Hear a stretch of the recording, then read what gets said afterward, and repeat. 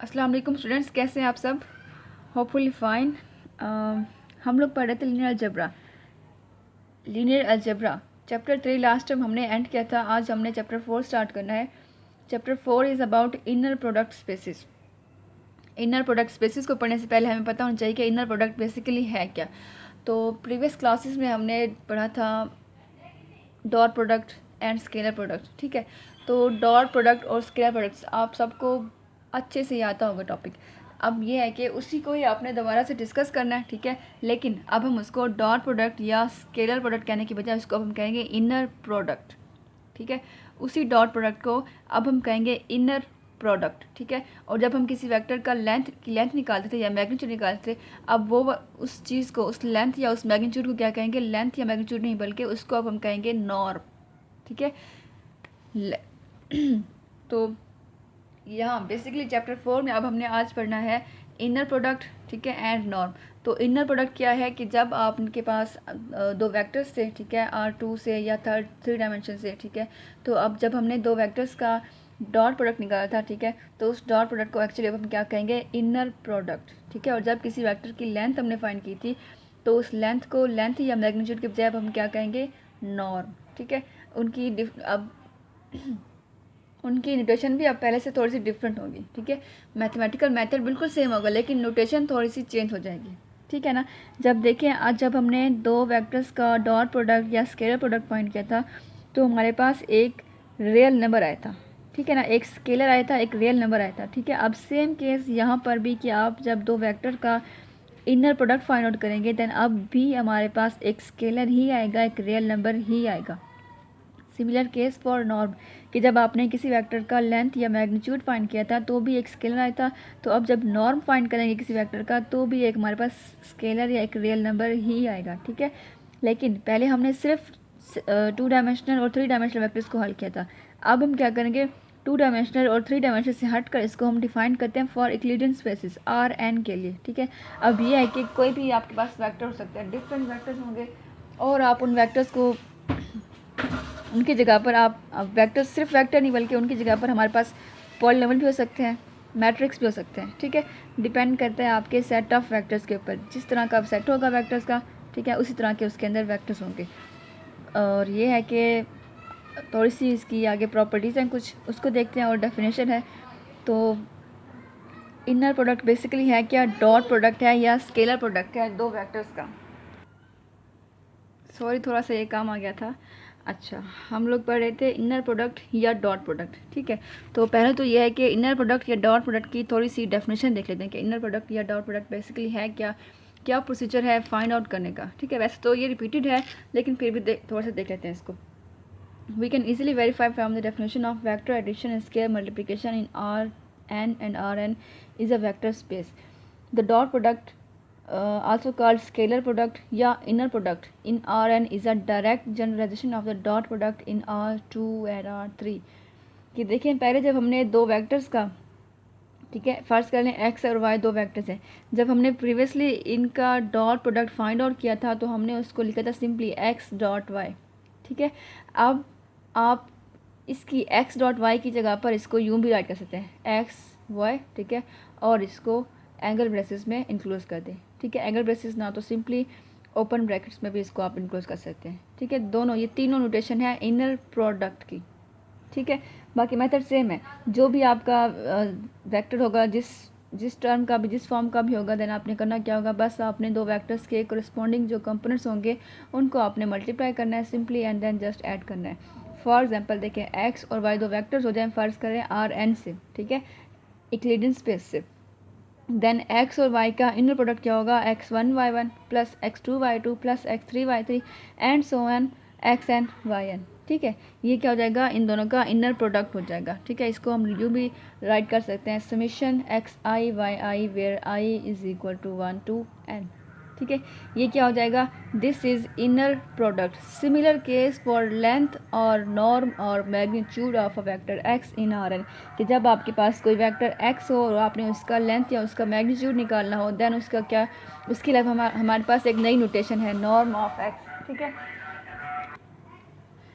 अब उसकी जो नोटेशन है अब नॉर्म की या फिर लेंथ की वो ये है, ठीक है, एक्स और उसके गिर्द 2 वर्टिकल बार्स। बाकी मेथड प्रोसीजर सारा का सारा सेम है, ठीक है। कि करना क्या होगा, जो भी फैक्टर एक्स होगा, ठीक है, एक्स फर्स्ट कर लें, एक्स फैक्टर है x1 x2 x3 so on xn, ठीक है। जब हम इसका लेंथ या इसका नॉर्म फाइंड आउट करते हैं देन क्या करते हैं, सिंपली हर एक कंपोनेंट का स्क्वायर लेकर उनको सम कर देते हैं, ठीक है, और फिर उसका अंडर रूट फाइंड आउट कर देते हैं। इसको क्या कहते हैं हम, फाइंडिंग लेंथ या magnitude of a vector. For example देखिए यहाँ मैंने एक आपको दिखाया हुआ है कि फ़र्ज़ करें एक वेक्टर है x, ठीक है, जिसकी कंपोनेंट ये है x1 x2 x3 x4 so on xn, ठीक है। जब इसका हम इनर प्रोडक्ट निकालते हैं, सेल्फ इनर प्रोडक्ट, ठीक है, x and x dot x, ठीक है, तो ये क्या बनेगा, x1 square plus x2 square plus x3 square and so on xn square. Similarly जब इसी वेक्टर x का हम नॉर्म फाइंड करते हैं, नॉर्म, ठीक है, double vertical bars around the x is equal to x1 square plus x2 square plus x3 square so on xn square, ठीक है। अब आप ज़रा गौर करें, जो अंडर रूट के अंदर जो ये एक्सप्रेशन है ना, that is equal to inner product of x and x, ठीक है ना। तो ये है कि आप इसकी जगह पर ये भी डाल सकते हैं कि norm of x is equal to under root of inner product of x, ठीक है। ये भी नोटेशन है इनर प्रोडक्ट की कि आप अगर किसी वेक्टर का लेंथ या मैग्नीट्यूड या नॉर्म फाइंड कर रहे हैं देन उसके लिए आप सिंपली आप ये भी राइट कर सकते हैं, इस नोटेशन को भी यूज़ कर सकते हैं, ठीक है। उसके बाद ये है कि the distance between a pair of vector x and y in Rn is defined as d of x y is equal to norm of x minus y, ठीक है, is equal to under root of inner product of x minus y and x minus y, ठीक है। It is refer to as Euclidean spaces. Basically ये है क्या, ये हमारा वही डिस्टेंस फार्मूला है जो कि हमने FSC में पढ़ा होगा, ठीक है, चैप्टर नंबर 4 में पढ़ा था इसको, वही डिस्टेंस फार्मूला है, लेकिन अब हमने इसको डिफाइन किया हुआ है इन टर्म ऑफ नॉर्म या इन टर्म ऑफ इनर प्रोडक्ट, ठीक है, या इन टर्म ऑफ डिस्टेंस फंक्शन, ठीक है। बाकी ये है बिल्कुल सेम। आपने क्या करना होगा, x जो वेक्टर होगा उसको डिफाइन करेंगे x1 x2 x3 so on xn, ठीक है। y वेक्टर को डिफाइन करेंगे y1 y2 y3 so on and yn, ठीक है। और उसके बाद ये है कि जब हम दो वेक्टर्स x और y का डिस्टेंस निकालते हैं, लेंथ निकालते हैं, ये नॉर्म फाइंड आउट करना है, देन क्या करना है, बेसिकली वही डिस्टेंस फार्मूला है उसी को यूज़ करना है, x1 minus y1 square plus x2 minus y2 square plus x3 minus y3 square plus so on xn minus yn whole square under root. Basically this is the distance formula, ठीक है। इसको distance function भी कहते हैं in term of metric space, और norm की form में ये है, ठीक है ना। बहरहाल ये इसकी इक्वेशन है। अब देखते हैं कुछ properties about norm space, norm and inner product, ठीक है। इनर प्रोडक्ट और नॉर्म की कुछ डेफिनेशन, कुछ एग्जाम्स हैं, कुछ प्रॉपर्टीज़ हैं, उनको देख लेते हैं, ठीक है। जो प्रॉपर्टीज़ हमने 2 डायमेंशनल और 3 डायमेंशनल के लिए पढ़ी थी, वही प्रॉपर्टीज़ है, उन्हीं को यहाँ पर रिवाइज किया जा रहा है कि जब भी आप किसी वेक्टर का सेल्फ डॉट प्रोडक्ट फाइंड करते हैं, ठीक है, कोई वेक्टर ए हो, ठीक है, उसका उसी के साथ ही स्केलर प्रोडक्ट ले रहे हैं या इनर प्रोडक्ट ले रहे हैं, ए डॉट ए सेल्फ इनर प्रोडक्ट ले रहे हैं, देन वो हमेशा क्या होगा, पॉजिटिव होगा, ग्रेटर और इक्वल टू 0, ठीक है। Self inner product of a is always greater and equal to 0, हमेशा क्या होगा, ये ग्रेटर और इक्वल टू 0, वेक्टर ए कुछ भी हो, ठीक है। और इक्वलिटी साइन कब होल्ड करेगा, equality sign will be hold only when the vector a is self is 0, ठीक है। This means that a dot a is always positive, ठीक है, for any non zero vector a, ठीक है। और 0 कब होगा, only when the vector a itself is 0, ठीक हो गया।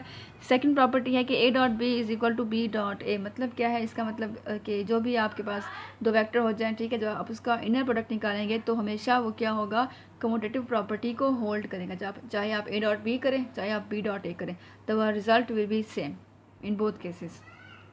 थर्ड प्रॉपर्टी है आप distributive property, A dot B plus C is equal to A dot B plus A dot C. Distributive property है, जस्ट इसको डिस्ट्रीब्यूट किया जा रहा है, ठीक है। उसके बाद है scalar multiplication with the inner of two vectors k into A dot B is equal to k A dot B is where k is a scalar. उसके बाद प्रॉपर्टीज़ हैं अबाउट लेंथ या नॉर्म, ठीक है। ये 4 प्रॉपर्टीज़ थी inner product के लिए। नेक्स्ट जो प्रॉपर्टीज़ है वो नॉर्म के लिए है कि आपके पास कोई वेक्टर ए है, ठीक है, जब आप उसका नॉर्म फाइंड करते हैं, मतलब कि under root of inner product of vector a, ठीक है, जो है उसकी भी कुछ प्रॉपर्टीज़ हैं। फर्स्ट प्रॉपर्टी तो ये है कि जब भी आप किसी वेक्टर का या किसी भी 2 पॉइंट्स का लेंथ, मैग्नीट्यूड या नॉर्म फाइंड करते हैं तो वो हमेशा पॉजिटिव नंबर ही आता है, ठीक है, कभी भी नेगेटिव नहीं होगा। अगर नेगेटिव होगा भी सही तो हम उसका मॉड लेकर इसको पॉजिटिव कर देंगे, ठीक है, क्योंकि डिस्टेंस है, डिस्टेंस इज़ ऑलवेज पॉजिटिव, ठीक है। तो नॉर्म जो है वो हमेशा पॉजिटिव होगा, ठीक है। और ज़ीरो कब होगा? It will be zero only for the vector zero, ठीक है। अगर आपका वेक्टर ए खुद ज़ीरो है देन जो नॉर्म होगा वो ज़ीरो होगा, अदरवाइज हमेशा पॉजिटिव होगा। उसके बाद norm of k A is equal to mod of k multiply norm of A where k is a scalar, ठीक है। थर्ड प्रॉपर्टी है, मोस्ट वेल नोन प्रॉपर्टी है, triangular inequality. In triangular inequality के A plus B norm of A plus B is always less than और equal to norm of A plus norm of B. The length of, इसको हम अगर देखें तो ये यूँ है कि length of any side of triangle is always less than the sum of the lengths of other two sides, ठीक है। अच्छा, उसके बाद जब हमने डॉट प्रोडक्ट को पढ़ा था इन टर्म ऑफ 2 डायमेंशनल और 3 डायमेंशनल वेक्टर्स, तो हमने क्या किया था, हमने उन वेक्टर्स के लिए, उन स्पेसेस के लिए जो है क्या कहते हैं, यूनिट वेक्टर्स को डिस्कस किया था, है ना। यूनिट वेक्टर डिफाइन किए थे, आई वेक्टर, जे वेक्टर, के वेक्टर, ठीक है। और इनकी वैल्यूज़ क्या थी, आई जे के की, आई की वैल्यू थी 1 0 0, सिमिलरली फॉर जे वेक्टर के 0 1 0 और के लिए भी 0 0 1। इसी तरह से जब हम यूक्लिडियन स्पेसेस को डिस्कस करेंगे तो इनके लिए भी हमारे पास स्टैंडर्ड यूनिट वेक्टर्स है जिनको हमने ई से डिनोट किया हुआ है, E1 E2 E3 so on and En, ठीक है। E1 is equal to 1 0 0 0 and 0, E2 is equal to 0 1 0 and so on 0, और E3 0 0 1 एंड सो ऑन, ठीक है। और En क्या है, 0 0 0 और nth पर 1, ठीक है। These are the unit vectors for nth dimension या यूक्लिडियन स्पेसिस, ठीक है। जो प्रॉपर्टीज़ अब हमारे यूनिट वेक्टर आई जे के लिए थी वही सारी की सारी प्रॉपर्टीज़ अब इनके लिए भी हैं, ठीक है। प्रॉपर्टीज़ क्या थी, I dot I, J dot j, k dot के, ये सारे के सारे इक्वल टू 1 के, ठीक है। और i dot j is equal to j dot k is equal to k dot j, k dot आई, ये सारे के सारे क्या थे, इक्वल थे 0 के, ठीक है ना। रीज़न भी आप सबको पता है, रीज़न क्या थी कि यहाँ पर चूँकि हमारे पास पैरेलल या एंटी पैरेलल केस था तो इससे ये सारे के सारे 1 हो रहे थे, ठीक है। पैरेलल केस था तो ये 1 हो रहे थे, और यहाँ पर परपेंडिकुलर केसेस हैं तो यहाँ पर 0 हो रहे हैं, ठीक है। तो same situation for these unit vectors के ये वेक्टर भी E1 डॉट E1 करेंगे, E2 डॉट E2 करेंगे, E3 डॉट E3 करेंगे, ये सारे के सारे क्या आ जाएंगे, 1 आएंगे। और जब आप क्रॉस कर देंगे, E1 डॉट E2 करेंगे, E1 डॉट E3 करेंगे, देन वो क्या हो जाएंगे, ज़ीरोज़ हो जाएंगे, ठीक है। अच्छा, इस प्रॉपर्टी को, इस रिलेशन को अगर हम यूँ करें कि inner product of i dot e i is equal to 1 when I is equal to 1 2 3 and inner product of ei dot ej is equal to 0 when I is not equal to j। तो अगर आपको याद हो tensor में हमने एक symbol पढ़ा था, Kronecker delta, delta I J, delta I J की वैल्यू 1 होती है when I is equal to J and 0 होती है when I is not equal to J. तो इस चीज़ को inner product of the basis, ठीक है, जो इसकी जो बेसिस है इसको हम in term of Kronecker delta भी राइट कर सकते हैं कि inner product of E I E J is equal to delta I J. बाकी जो डेफिनेशन डेल्टा आई जे की है वो सेम ही होगी, ठीक है। आगे है orthogonality of vector in R n, ठीक है। सेम है, जब हमने कहा था कि वेक्टर आपके 2 डायमेंशन या 3 डायमेंशन में होंगे तो वेक्टर की ऑर्थोगोनैलिटी या परपेंडिकुलरिटी का क्या मतलब था कि एंगल बिटवीन 2 वेक्टर्स या 3 जितने भी वेक्टर्स हैं, ठीक है, अगर उनके बीच एंगल 90 बन रहा है देन हमने कहा था कि उनका डॉट प्रोडक्ट या इनर प्रोडक्ट 0 होगा, ठीक है। ये तो बात होगी ज्योमेट्रिकली। तो सेम यहाँ पर कॉन्सेप्ट है कि परपेंडिकुलरिटी का या ऑर्थोगोनैलिटी का कि जब भी आपके पास आर एन में दो वेक्टर्स या कुछ भी जितने भी वेक्टर्स हों, ठीक है, अगर वेक्टर्स आपस में परपेंडिकुलर है, ऑर्थोगोनल है, देन उनका जो इनर प्रोडक्ट होगा वो क्या होगा, 0 होगा, ठीक है। 2 non zero vectors x and y in R n are said to be orthogonal if their dot और इनर प्रोडक्ट इज़ 0, ठीक है। अगर 0 है देन वो क्या होंगे, परपेंडिकुलर होंगे या ऑर्थोगोनल वेक्टर्स होंगे, ठीक है। नेक्स्ट कुछ एग्जांपल्स हैं, पहले कर चुके हैं एग्जांपल एफएससी क्लासेस में। 2 वेक्टर्स हैं, ठीक है, उनका फर्स्ट ऑफ ऑल तो क्या किया जा रहा है, उनका नॉर्म निकाल रहे हैं, देन उसका इनर प्रोडक्ट निकालेंगे, यूनिट वेक्टर्स निकालना है, ठीक है। आपको पता है कैसे निकालना है यूनिट वेक्टर्स, कैसे किसी वेक्टर का नॉर्म फाइंड करना है, कैसे किसी का इनर प्रोडक्ट निकालना है। और अगर इवन कहा जाए कि find the component of one vector along the other, ये भी कर सकते हैं क्योंकि पहले ये प्रीवियस क्लासेस में हम कर चुके हैं, ठीक है। नेक्स्ट जो आज हमने डिस्कस करना है वो एक्सरसाइज है। एक्सरसाइज में कुछ आपके पास स्टेटमेंट्स हैं, आपने इनको प्रूव करना है, ठीक है। फर्स्ट स्टेटमेंट देखें, इनर प्रोडक्ट ऑफ एक्स व y is equal to inner product of y and x, ठीक है। ये उसकी एग्जियम ही है जिसको हमने अब यहाँ पर शो करना है कि ए डॉट बी जो है वो इक्वल है बी डॉट ए के। देखिए, inner product of x y is equal to inner product of y and x where x y belongs to R n, ठीक है। वेक्टर एक्स और वाई को डिफाइन किया, x1 x2 x3 so on xn, similarly for y, ठीक है। और हम क्या कर रहे हैं, अब इनर प्रोडक्ट ले रहे हैं x और y का। देखिए ये वेक्टर x है डॉट y, क्या कहा था मैंने, कि करस्पॉन्डिंग कंपोनेंट्स को मल्टीप्लाई करना है सिंपली, ठीक है। x1 y1 plus x2 y2 plus x3 y3 and so on plus xn yn। देखिए अब यहाँ है x1 y1, अगर मैं इसको रीअरेंज कर दूँ, यूँ लिख दूँ कि y1 x1, तो कोई फ़र्क तो नहीं पड़ेगा ना, ठीक है। तो इसको रीअरेंज कर लिया, y1 x1 plus y2 x2 plus y3 x3 and so on yn xn। अब देखिए ज़रा ये इनको मैं अगेन से स्प्लिट कर देती हूँ दो वेक्टर्स की फॉर्म में, y वेक्टर को पहले कर दिया और ये x को बाद में कर दिया, तो ये सेम हो गया y and x, inner product of y and x is equal to inner product of x and y। Second question था जिसमें शो करना है कि inner product of x and x is always greater और equal to 0। वही property जो अभी पढ़ी है ना, उन्हीं को ही यहाँ पर तकरीबन जो है प्रूव किया जा रहा है। फर्स्ट ऑफ ऑल तो वही है कि वेक्टर जो x है उसको डिफाइन करें, वेक्टर डिफाइन हो गया, उसके बाद इनर प्रोडक्ट निकालें x एंड x का। देखें ये मैं इसको कर रही हूँ इस तरह से, दो वेक्टर्स राइट कर लिए, उनको मल्टीप्लाई किया गया x1 square plus x2 square plus x3 square plus so on xn square. ज़रा आप गौर करें तो ये हमारे पास जितने भी टर्म्स है ना, हर एक का स्क्वायर है। तो आपको पता है ना कि जब भी आप किसी नंबर का स्क्वायर निकालते हैं तो वो हमेशा पॉजिटिव होता है, चाहे कि वो नंबर नेगेटिव ही क्यों ना हो, ठीक है। इवन कि अगर नंबर नेगेटिव भी है और आप उसका स्क्वायर निकालते हैं तो वो फिर भी क्या होगा, पॉजिटिव होगा। तो यहाँ पर क्या है कि आपके पास सारे जितने भी टर्म्स हैं सारे के सारे स्क्वायर है और फिर उनको सम अप किया जा रहा है, ठीक है। तो दिस इज़ द रूल कि sum of square is always positive, ठीक है। जितने भी नंबर्स हैं उन सब का स्क्वायर है और उनको सम अप किया जाए, तो this is the positive number. First case proof हो गया। इनइक्वालिटी प्रूफ होगी, ठीक है। इनइक्वालिटी क्या थी कि inner product of x and x जो है वो पॉजिटिव हो, ठीक है, पॉजिटिव केस हो गया। अब ज़ीरो करना है, ज़ीरो के लिए क्या है, ज़ीरो देखिए हमारे पास जो इनर प्रोडक्ट बेसिकली आया है वो है क्या, x1 square x2 square x3 square and so on xn square. तो we can state that the inner product of x and x will be zero only when the component of this vector is zero, ठीक है। All the components are zero. अगर ये सारे के सारे components zero हो जाएंगे, ज़ीरो होने का मकसद क्या है, the vector x itself is zero, ठीक है। कि वेक्टर x अगर खुद ज़ीरो हो रहा है, इसके सारे के सारे कंपोनेंट्स ज़ीरो हो रहे हैं, देन उसी सूरत में ही इसका इनर प्रोडक्ट ज़ीरो होगा, अदरवाइज़ ज़ीरो नहीं होगा, ठीक हो गया। उसके बाद है थर्ड क्वेश्चन में देखें ये हमारे पास स्टेटमेंट है, inner product of x and y plus z is equal to inner product of x Y plus inner product of X and Z, ठीक है। पहले तो यह है कि तीनों वेक्टर्स को डिफाइन कर लेंगे, एक्स वाई एंड जी को डिफाइन कर लिया। उसके बाद देखें y प्लस जेड निकाल लिया, y1 plus z1, y2 plus z2, y3 plus z3 and so on yn plus zn। अब क्या करना है, लेफ्ट हैंड साइड को लेंगे। लेफ्ट हैंड साइड में क्या था, inner product of x and y plus z। तो ये वेक्टर x स्लाइड कर दिया डॉट और ये वेक्टर है y प्लस z, ठीक हो गया। अब क्या करना है, इसका इनर प्रोडक्ट कैसे निकाल देते हैं, फर्स्ट कंपोनेंट को फर्स्ट कंपोनेंट से मल्टीप्लाई करेंगे, x1 into y1 plus z1 plus second component को सेकंड कंपोनेंट के साथ मल्टीप्लाई किया, x2 into y2 plus z2 so on, ठीक है। इस तरह से nth के लिए भी कि xn into yn plus zn, ठीक हो गया यहाँ तक। अब इसको मल्टीप्लाई करें, x1 y1 plus x1 z1 plus x2 y2 plus x2 z2 plus x3 y3 plus x3 z3 and so on plus xn yn and xn zn, ठीक है। अब मैं ये करती हूँ कि x और y वाले टर्म्स को एक ही जगह पर एक ही ब्रैकेट में इनक्लोज कर देती हूँ, ठीक है। ये सारे के सारे x y वाले हो गए, x1 y1 x2 y2 x3 y3 and so on xn yn।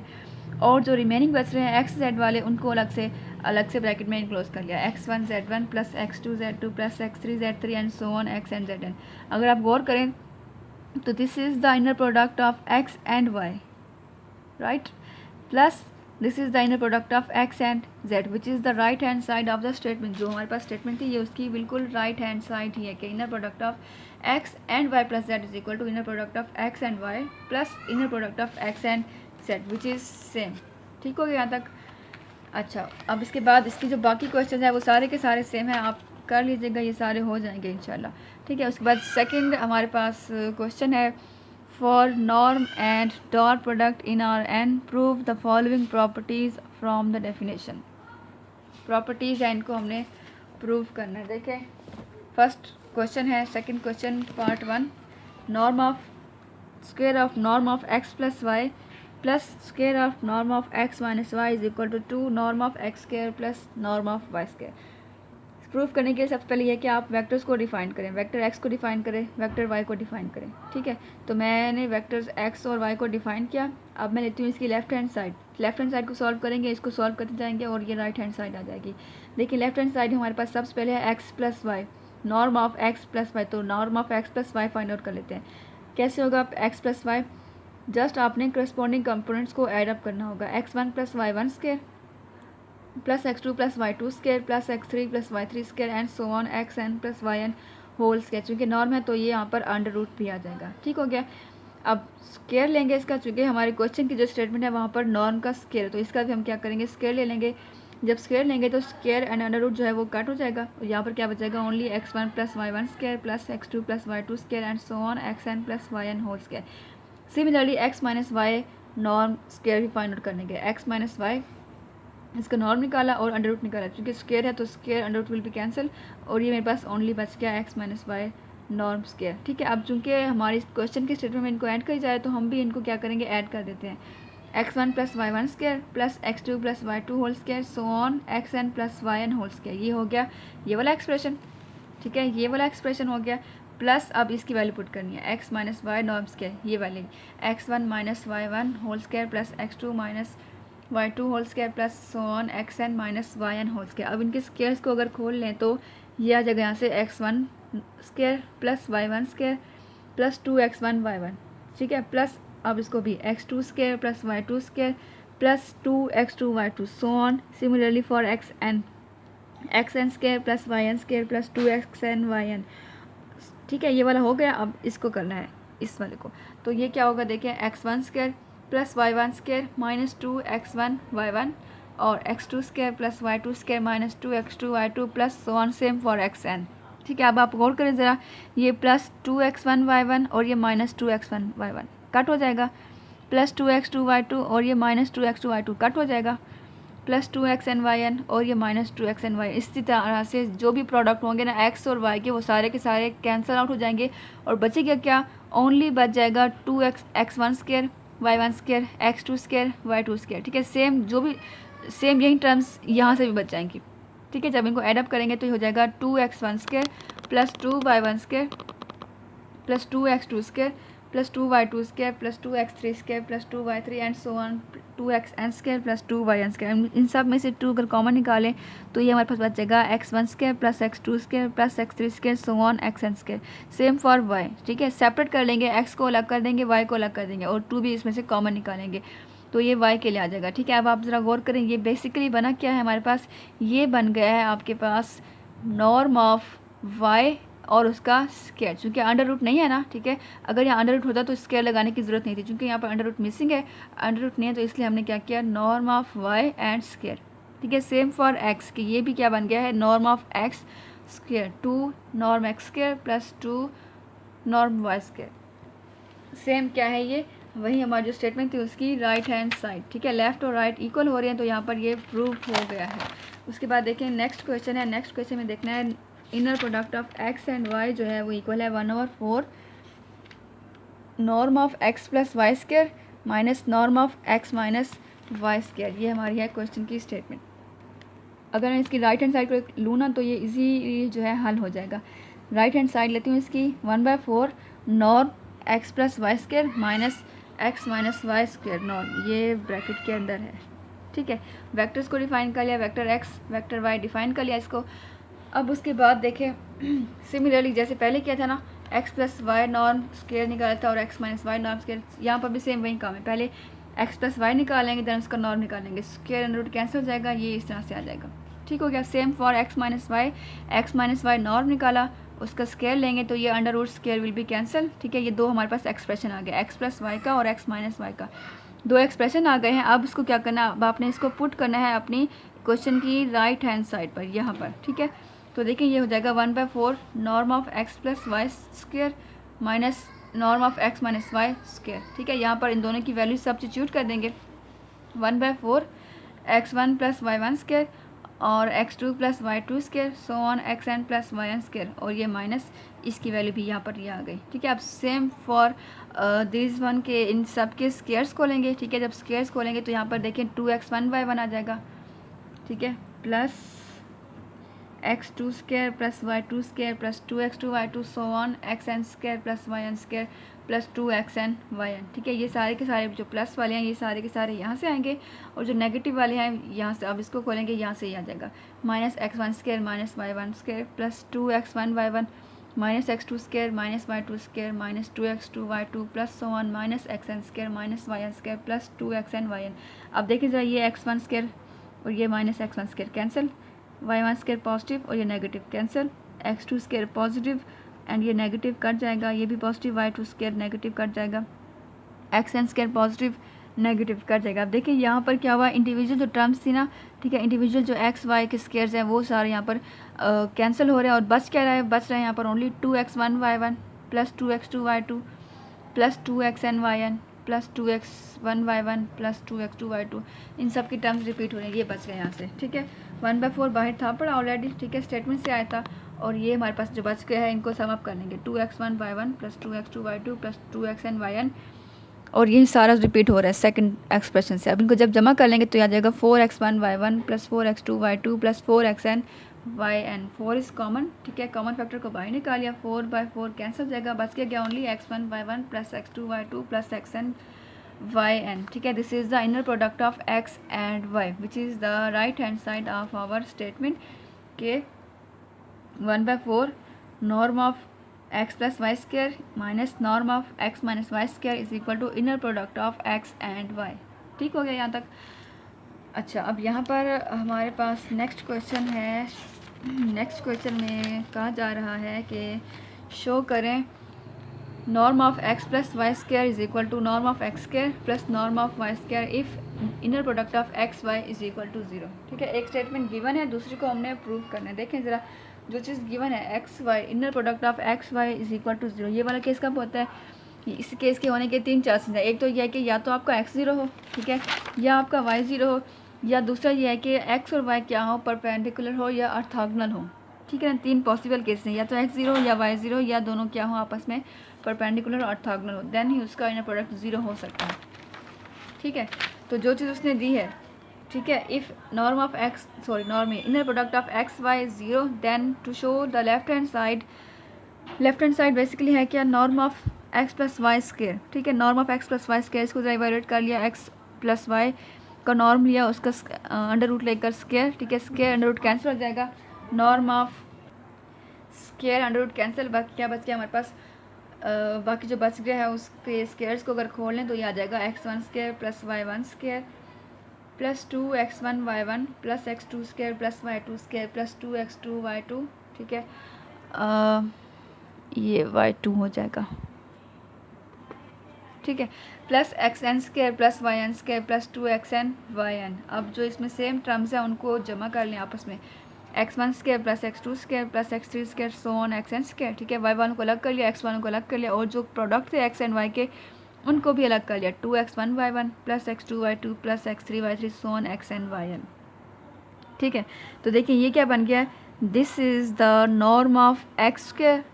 ठीक है, और ये क्या बन गया है, ये है norm of y and square. ठीक है, प्लस और ये क्या बन गया है, 2 छोड़ दें, अगर 2 को छोड़ें तो ये क्या बन गया है, inner product of x and y। ठीक है, तो देखिए norm of x plus y whole square is equal to norm of x whole square plus norm of y whole square plus 2 inner product of x and y। तो ये statement true कब होगी, जब ये वाली जो टर्म है ना, ये जो एक्सप्रेशन है ये ख़त्म हो जाए। ठीक है, तो ये एक्सप्रेशन ख़त्म कब हो सकता है, इसके लिए हमारे पास 3 केसेस थे। ठीक है, मैंने क्या कहा था कि इनर प्रोडक्ट 0 कब होगा, उसके लिए 3 पॉसिबल केसेस है, या तो x 0 हो या y 0 हो या दोनों क्या हो, परपेंडिकुलर हो। अगर फर्स्ट केस हम कंसीडर करें कि x 0 हो जाए, देन ये भी ख़त्म हो जाएगा, ये भी ख़त्म हो जाएगा, और जो हमारा सवाल था, जो हमारी स्टेटमेंट थी, वो जो है सेटिस्फाई नहीं होगी। ठीक है, अगर हम कहते हैं कि y 0 हो जाएगा, देन भी स्टेटमेंट सेटिस्फाई नहीं हो रही है ना, देन भी, क्योंकि अगर y 0 हो जाए बिलफर्ज, तब ये भी ख़त्म हो जाएगा, ये भी ख़त्म हो जाएगा, और सिर्फ ये बच जाएगा। उस सूरत में x plus Y norm square will be equal to x norm square, जो कि स्टेटमेंट हमारी नहीं है। ठीक है, हमारी जो स्टेटमेंट है उसमें x भी है, नॉर्म एक्स स्क्वायर भी है और नॉर्म वाई स्क्वायर भी है। तो इसका मतलब क्या है, ना तो x 0 है ना ही y 0 है, बल्कि क्या है, थर्ड केस कि जो हमारे एक्स और वाई थे वो ऑर्थोगोनल है, परपेंडिकुलर है। तो जब जब एक्स और वाई परपेंडिकुलर होंगे, ऑर्थोगोनल होंगे, तो उनका जो इनर प्रोडक्ट है वो क्या हो जाएगा, एग्जैक्टली वो ज़ीरो हो जाएगा।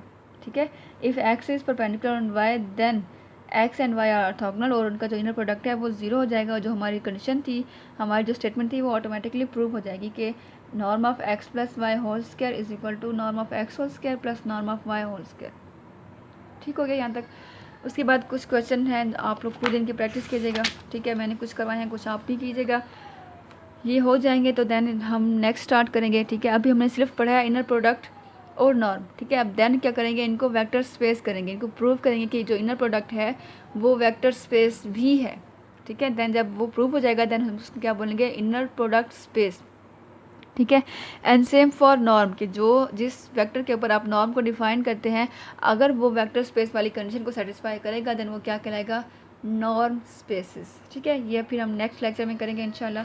इसको कर लीजिए, यहाँ कोई मसला हो then you can ask me. ठीक है, classroom discussion is very important, आप लोग क्लास में डिस्कस करें। ठीक है ना, तो जहाँ कोई मसला हो देन मुझसे आस्क कीजिएगा और कमेंट बॉक्स में भी रिप्लाई कर दीजिएगा अगर कोई मसला हो तो। ठीक है, थैंक यू सो मच, अपना बहुत सारा ख्याल रखें, अल्लाह हाफिज़।